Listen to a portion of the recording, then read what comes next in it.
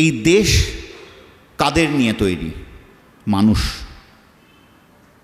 আমি একদম প্রথমে যে কথাটা বলেছিলাম, এবার মানুষের মধ্যে ভালো মানুষ, খারাপ মানুষ, it's a good cop bad cop kind of a situation সারা বিশ্বের দিক যদি তাকান আপনারা। তাই দল আগে দেশ পরে, দেশ আগে দল পরে, এটা বোধহয় একটা ওভারল্যাপিং থিওরেম। এটার সারবত্তাটাও একটু ওভারল্যাপিং। কেন জানেন?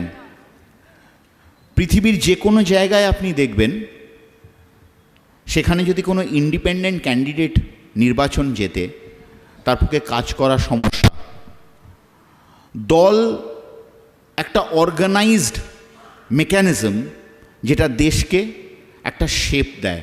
যখন কনস্টিটিউয়েন্ট অ্যাসেম্বলি ডিবেটের কথা বললেন কুণালদা, কনস্টিটিউয়েন্ট অ্যাসেম্বলি ডিবেটসে বিভিন্ন দলের মানুষ, বিভিন্ন মতের মানুষ, তারা একত্রিত হয়ে ভারতবর্ষটা স্বাধীনতার পর কেমন হবে, কোন দিকে যাবে, তার খসড়াপত্র তৈরি করেছিল। আমরা যারা আইনের ছাত্র, জয়ন্তদাও আছে এখানে, আমরা কনস্টিটিউয়েন্ট অ্যাসেম্বলি ডিবেটস পড়েছি, রীতিমতো মারামারি হতো, কাগজ টাগজ ছুঁড়ে মারা হতো। তার কারণ কি জানেন? কারণ এই বিভিন্ন মতাদর্শের মানুষ, তারা কিন্তু একটা জায়গায় একত্রিত হয়ে একটা কনসেপ্টের চিন্তা করেছিল। সেই কনসেপ্টটা হচ্ছে নেশন, কান্ট্রি, দেশ।